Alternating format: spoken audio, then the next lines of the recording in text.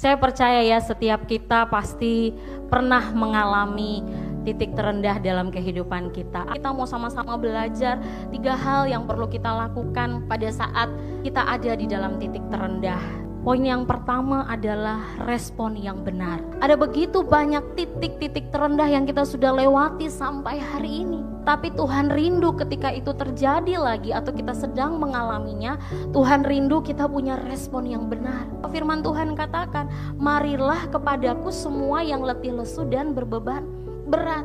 Nggak ada cara lain waktu kita ada dalam titik terendah. Respon yang benar adalah datang sama Tuhan, bukan datang sama yang lain. Karena sumbernya, jawabannya, kekuatannya hanya ada di dalam Tuhan. Poin yang kedua, sudut pandang yang benar. Kita harus yakin dan percaya bahwa ketika kita ada dalam titik yang paling rendah sekalipun, Tuhan ada bersama-sama dengan kita. Dan Tuhan akan menyelesaikannya bagi kita.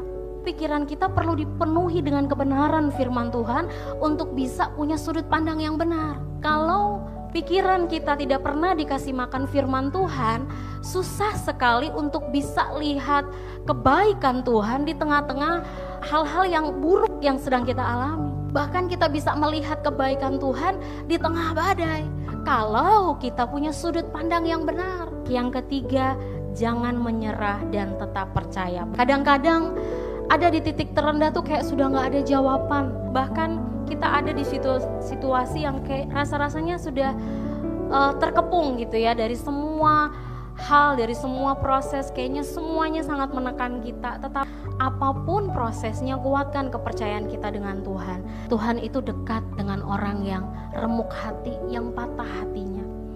Kadang-kadang kalau kita merasa Tuhan jauh, bisa jadi posisi kita yang kita geser jauh-jauh dari Tuhan karena hati kita kecewa dengan Tuhan.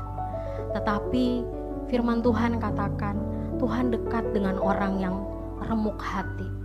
Mau di titik paling rendah sekalipun Tuhan ada bersama-sama dengan kita. Amin.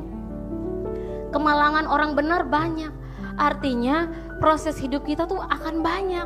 Di titik terendah apapun, Tuhan cuma mau kita jangan menyerah dan tetap percaya. Biarlah Tuhan berperkara di setiap titik-titik terendah. Setiap titik-titik terendah dalam hidup kita itu akan menjadi satu cerita terbaik yang Tuhan sedang kerjakan dalam hidup kita, yang akan begitu memberkati banyak orang. Akan banyak orang yang dibawa kepada Tuhan melalui titik-titik terendah yang pernah kita lewati, yang pernah kita alami bersama-sama dengan Tuhan.